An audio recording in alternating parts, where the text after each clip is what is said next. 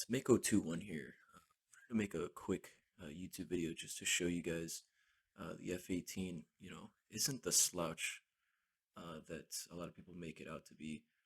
In the beginning of this video, you can really see once the flaps, the trailing edge flaps, as I'm illustrating here, once they go up around the speed of sound, the sound barrier, and the leading edge flaps move up, the plane gets a lot more slick, especially once you get past the transonic regime, which is around 1.2 Mach. The plane really starts picking up some speed. So you can see, based on the SA page, we got some bandits coming up. Just took off from the carrier, the Stennis on the Growling Sidewinder server here, and just pushed up into the main base, just flying over Kutasi. On board, I got an AT Fleer, 5 AMRAMs, 2 heaters, and a gun. Let me show you how the F-18 goes to work on the Growling Sidewinder server, which, if you're not familiar, if you're not an avid DCS player, or you really haven't played multiplayer too much, I would say the Growling Sidewinder server is definitely the most competitive multiplayer server. Anyways, here we are, coming up on Mach 1.15. Once it goes to 1.17, you're going to see the indicator speed really pick up. A lot of people don't really notice that. Um, with this loadout, I also went ahead and elected to have the AMRAMs on the outside station. I'm not sure if the game models this, but I do. It is my opinion that if you have them on the inboard station, they could cause a little bit of turbulence for the elevators, and that can it's a long can of worms there, but that can cause some more drag. But here we are back in F1 view, and we're already Mach 1.25. So I went ahead and jettisoned the fuel tank a couple minutes ago. Next, just want to show you guys the AT Fleer is very useful for air-to-air engagements. You can first of all figure out what kind of plane you're really flying against, because these servers can get very congested, and it really does matter. Another thing here, the AT Fleer will also show you most of the time if there's no clouds in the way like there are right now. It's going to show you if these guys shot a missile at you in TWS mode. TWS mode basically just allows for me not to get a warning until the bandit's missile goes what's called pitbull, and that's when the missile onboard radar, basically it's a Fox 3 classification missile. Once it goes pitbull, that actual missile is seeking and locking onto you.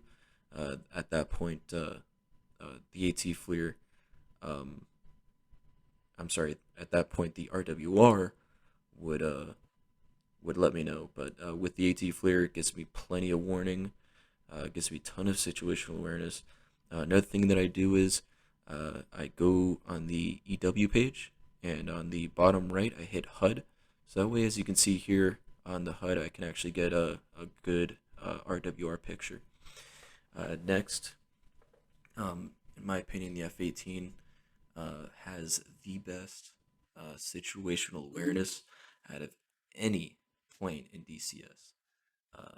Just because the RWR shows you IFF, which basically tells you if the plane, if the radar that's in scan mode is friendly or not, which is, most planes, or I really haven't seen any other planes in DCS that will actually do that.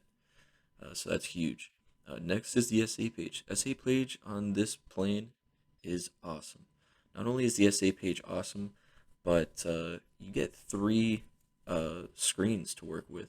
In the F-16, you only get 2, really.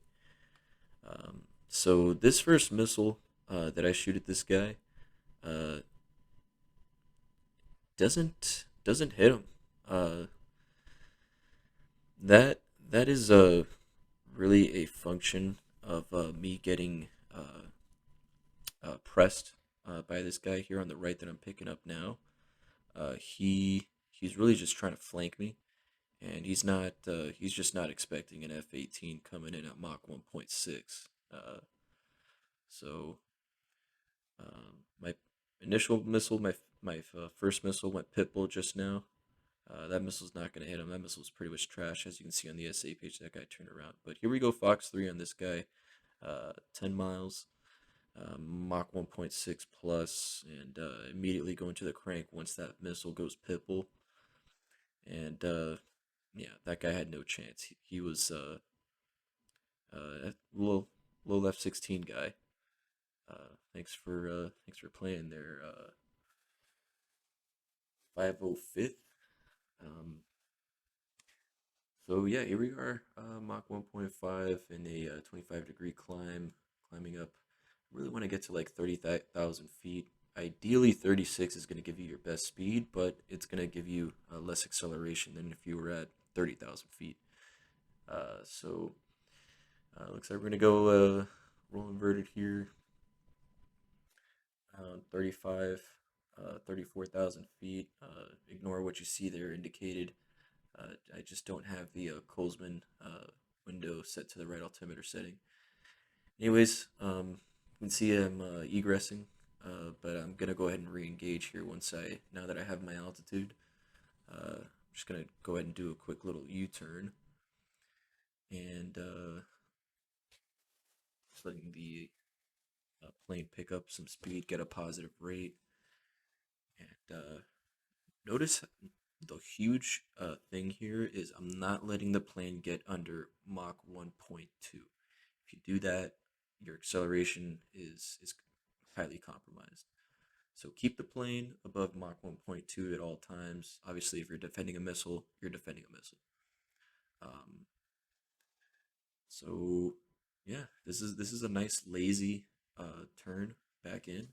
Still have 7,000 pounds thanks to that external fuel tank, and here we go. I actually broke my rule here. I believe my plane's actually at like Mach 1.17 now. Sun's a little bit in the way. I'm Mach 1.16. It's a little bit of a problem, but the nearest enemy is 30 miles away. I should be able to get back up to a decent clip here. Uh, Regardless, the guy in front of me is that I got locked on right now. He's 6,000 feet, point 0.8, kind of in a fur ball with my friendly there. Um, looks like this guy's coming up as a J11, based off of what I'm seeing here on the AT FLIR. Awesome thing about the AT FLIR is if your radar loses lock, you get notched. Uh, doesn't matter because your AT FLIR is gonna stay locked, and it's actually gonna help steer that radar once that guy stops notching you. So that's honestly huge. Um, yeah, I didn't even bother going cold from this guy because he looked like he had his hands full, and he's about to eat an AMRAM to the face, just like his buddy behind him over here. I'm already Mach 1.4. This next guy, 5,000 feet, point 0.8 Mach. He's gonna eat an AMRAM as well, because a lot of these guys just aren't expecting an F-18 coming in at Mach 1.42. And yeah, sayonara, Tiger Jaw. Um, I know these F-14s can technically go Mach 2.4 and all that jazz, but once you give them a fuel tank or two, some Phoenix missiles, Sidewinders, Sparrows, they're not going to get anywhere close to that. They're going to be a lot closer to you in your F-18 going Mach 1.6 plus, sometimes Mach 1.8 if you jettison your racks. But yeah, yeah, here we go. I went ahead and just dove straight to the ground. I am hitting the G limiter because the F-18 is a strong bird. She can take it. J11, we just saw a visual splash right there. Huge situational awareness. Now, all his friendlies behind him are going to want to push me. Uh, they see an F-18 that is low, and they're probably thinking I'm going to get slow, but truth is, I still got 5,000 pounds of gas. I can go ahead and lob one more high speed AMRAM at this poor guy over here. They just shot at me. Missile just went pitbull. My missile just went pitbull. At this point, I'm going to go ahead and just turn on the jammer. Huge for that the F-18 has an internal jammer. That's that makes a huge difference. F-16 ate a missile probably to the belly there. Sure, he went ahead and janked, but yeah, my situational awareness and my maneuverability is just superior. There's a lot of widespread misconceptions about this F-18. A lot of people think the F-18 can't turn, can't climb, can't run, as if it was some F-35, which is a whole another topic for another day. But because I am a huge believer in that plane, but yeah, the F-18 is great. Uh, it's just so capable, so incredibly capable. If you pay attention to the principles that I'm trying to um, preach here, such as jettisoning your racks as soon as possible. Uh, if you guys, rewind, you can see I went ahead and jettisoned my racks uh, as soon as I had one AMRAM left because that's the one on the cheek station, and obviously I have another one or I have an AT flare on the other cheek station. But here I am, 3,000 pounds of gas. I just led all these enemies straight into a huge flock of my friendlies. And you can see the meteor showers behind me. Here I am, 83 miles away from my home base, which is the Stennis. And the F-18 has another wonderful feature for us. Um, it has auto throttle, has a full autopilot complement, and it just takes a lot of stress out. A lot of people will see 77 miles here with 2,300 pounds of gas and freak out. All you gotta do is just ride that momentum back up to 36,000 feet. In our case, it's going to be more like 38,000 feet. Obviously, jet engines are a lot more efficient at that altitude. And we're going to hit our auto throttle. We're going to hit our CPL. The plane's going to steer itself. I'm going to have my uh, B out going.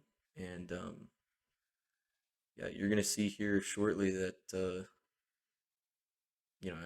I land, even doing a go around at the carrier, I still had over 1,000 pounds of gas. F-18 can get efficient, just like an F-16. F-16 is a little bit more efficient in dry thrust, but F-18 is a lot more efficient uh, in afterburner. Um, yeah, go ahead and I'll meet you guys on the carrier. Thanks. All right, guys. So if you're still sticking with me at the ending of this mess of a first video, just want to drive home a couple of points. Uh, make sure you stay above Mach 1.2 at all times in a BVR engagement, especially on growling sidewinder. Just gives you options. Second, don't be afraid to yank on the stick on that plane. F-18, again, very strong. Chances of you ripping her wing off, very slim. Next, use your available sensors such as SA page, jammer, all that good stuff. UW page, all that stuff makes a huge difference.